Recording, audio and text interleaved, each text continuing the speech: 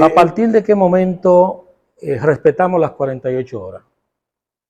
El plazo de las 48 horas debe ser cubierto a partir del momento del arresto. Es a partir de ese momento donde se inicia el cómputo del plazo de las 48 horas. Y debe concluir dentro de la misma 48 horas con la notificación de la decisión que adoptó el tribunal sobre la solicitud de medida de coerción. Eso significa que inmediatamente he evacuado una resolución con la decisión. No importa cuál decisión. No importa cuál sea la decisión. Arresto, domiciliario, prisión preventiva, presentación periódica, impedimento de salida, garantía económica, cualquiera de las medidas adoptadas deben ser decididas dentro de ese plazo de las 48 horas y notificar al efecto la decisión. ¿Qué efecto produce la solicitud de la medida por parte del Ministerio Público? El interés del Ministerio Público es sujetar al ciudadano investigado a un control a los fines de que él pueda presentarse o pueda ser llevado a requerimiento del fiscal para cualquier acto de investigación o diligencia tendente a comprobar la ocurrencia de los hechos. Una persona que ha sido detenida y pasan 24 horas en un proceso de investigación por parte de la Policía Nacional, quien deberá pues informar al Ministerio Público que tiene una persona detenida y que tiene algunos elementos, algunos indicios a mano, y debe entregar en ese primer plazo de 24 horas la investigación, comunicarla al Ministerio Público. El Ministerio Público dispondría entonces de unas 24 horas para hacer el sometimiento formal y cumplir con el plazo constitucional de las 48. Es que la policía no tiene plazo de investigación. El plazo lo tiene el fiscal para llevar al ciudadano privado de libertad ante el juez y que el juez decida dentro de ese mismo plazo. Porque el monopolio de la investigación criminal la tiene el Ministerio Público. La policía es un auxiliar del Ministerio Público y solo actúa a requerimiento del Ministerio Público para privar a un ciudadano de su libertad, salvo el hecho de que ese ciudadano haya sido sorprendido en un delito flagrante. En ese caso no se requiere la orden del juez para su arresto, como tampoco se requiere la orden si hay constancia o notificación de que ese ciudadano se ha escapado de algún centro carcelario. De un centro carcelario. Fíjate, la disyuntiva que le preocupa a toda la ciudadanía es que la persona que tiene el primer contacto con el hecho y con el posible imputado es el policía, y que el policía goza de ciertos privilegios al privar de libertad a un ciudadano y puede tenerlo detenido inclusive por más de 24 horas hasta informarle al Ministerio Público. Pero ¿a quién responsabilizar de esas 24 horas, esas primeras 24 horas o segundas 24 horas, si, como bien usted señala, es el Ministerio Público quien pone a correr ese plazo de las 48 horas? No, el plazo inicia, como decía antes, con el arresto del ciudadano. Ahí inicia el plazo para que el juez verifique la legalidad de ese arresto con ese plazo. A partir de ahí se computa el plazo del arresto y requiere que el juez decida sobre la solicitud de medida que se haga al juez de instrucción en su condición de juez de la Oficina Judicial de Atención Permanente. ¿Qué valor tiene la legalidad del arresto? O imprescindible, porque si el arresto no se produce a consecuencia de un acto de la autoridad judicial competente, como es la orden judicial de arresto, entonces es una actividad ilegal y arbitraria. ¿Y quién? No está sujeta a amparada en ninguna disposición, al contrario, violenta las disposiciones establecidas en el artículo 40, inciso 5 de la Constitución de la República, en el sentido de que nadie puede ser privado de su libertad sin una orden motivada y escrita de la autoridad judicial competente. Sí, pero el juez de instrucción que tenemos en el día de hoy verifica que realmente se haya respetado. Esa es su principal obligación en su condición de garante de la constitucionalidad de la República Dominicana. Lo que hemos visto en los tribunales es que se va a conocer una medida de coerción, se le da paso inmediatamente al Ministerio Público para que presente su solicitud de medida, no se evalúa, no se analiza si realmente el arresto fue legal o en qué condiciones se dio el arresto, sino que inmediatamente de forma mecánica se continúa el proceso de conocimiento de la solicitud de medida y no se verifica en ocasiones ni siquiera con el imputado bajo qué condiciones fue apresado. No, el juez, como garante de la constitucionalidad, lo primero que hace al recibir al ciudadano en su condición de arrestado es verificar, comprobar que ese arresto se ha producido con estricto apego al mandato de la Constitución de la República.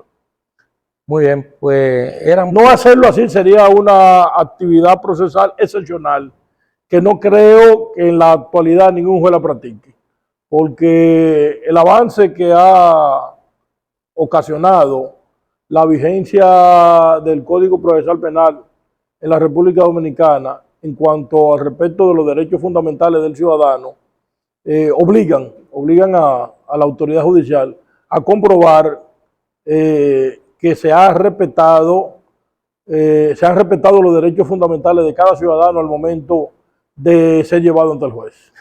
Cuando a una persona se demuestra que no le han sido respetados esos derechos, ¿se pone en libertad desde la sala? Esa es la obligación del juez como autoridad judicial competente. A eso lo obliga la Constitución de la República y lo obliga incluso el artículo 1 del Código Procesal Penal, que habla sobre la constitucionalización del proceso penal de la República Dominicana. Magistrado, estamos muy interesados en conocer todo lo que gira en torno a las medidas de coerción. Son los elementos más comunes que vemos a diario. Es bueno precisar que en relación al plazo de las 48 horas, cuando se producen esas suspensiones de audiencia de imposición de medidas, casi siempre se producen a requerimiento del ciudadano privado de libertad.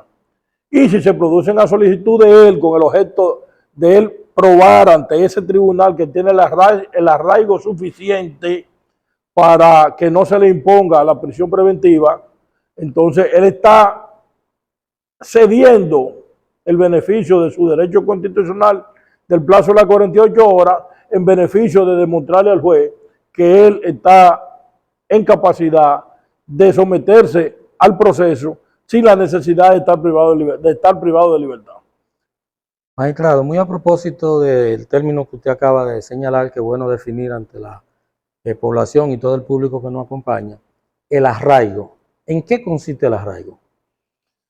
El arraigo es un conjunto de disposiciones o de requerimientos, mejor dicho, que establece el código para asegurarle al sistema de justicia que durante el periodo de la investigación criminal usted no se va a sustraer del proceso, que usted va a comparecer a todos los requerimientos judiciales de manera voluntaria y que usted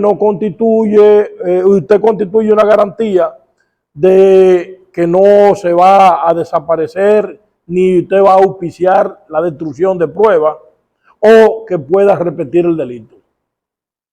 Ese es el arraigo. O sea, un vínculo primario con el país, con su familia, con la justicia dominicana, que da garantía a la administración de justicia de que usted tiene razones suficientes para mantenerse en el país durante se produzca la investigación y concluya el proceso judicial.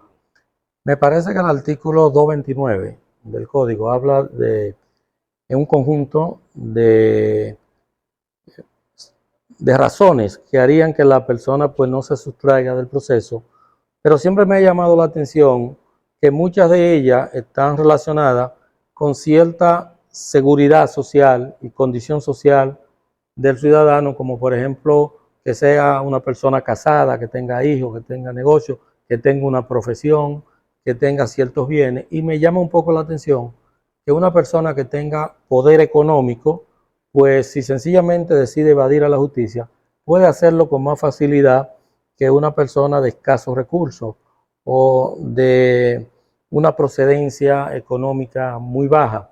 Sin embargo, estas personas que tienen, por ejemplo, mucho poder, como los casos connotados que hemos estado escuchando en los últimos tiempos, que gente que tiene, por ejemplo, me atrevo a citar el caso de Gonzalo, que tiene hasta una aerolínea, es una persona que con cierta facilidad pudiera pues salir del país y salir con todas las condiciones, lo que significa que teniendo arraigo no sería quizá lo más prudente pues otorgarle una visita periódica o cualquiera de las demás medidas menos gravosas, sino que lo que debería a ese tipo de personas, independientemente de su arraigo, es darle privación de libertad. Lamentablemente, el concepto de arraigo hace suponer, y realmente es así, solo lo pueden satisfacer, solo pueden demostrar fehacientemente la clase media o pudiente en términos económicos, en razón de los conceptos que se manejan. Un vínculo familiar. Bueno, el vínculo familiar más fácil de probar es el matrimonio, la familia.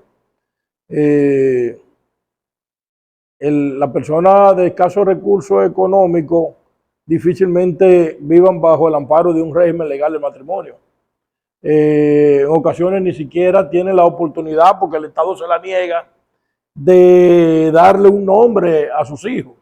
O sea, no tienen forma de demostrar que tienen familia porque no están legalmente casados. En ocasiones pueden hacer una declaración jurada de unión libre. Sin embargo, tienen una descendencia y no pueden probar su existencia en razón de que no tienen acceso a un reconocimiento legal ante los oficiales del Estado civil. En relación a los bienes económicos, sigue entonces favoreciendo a la persona mejor posicionada en términos económicos. Pero esos bienes, esa ostentación de riqueza, se convierte en un arraigo de manera lógica porque alguien puede tener la posibilidad de sustraerse o de salir del país porque tenga transporte internacional o tenga facilidades. Sin embargo, no es fácil salir del país y abandonar la riqueza que ha logrado generar a través del sacrificio de mucho tiempo.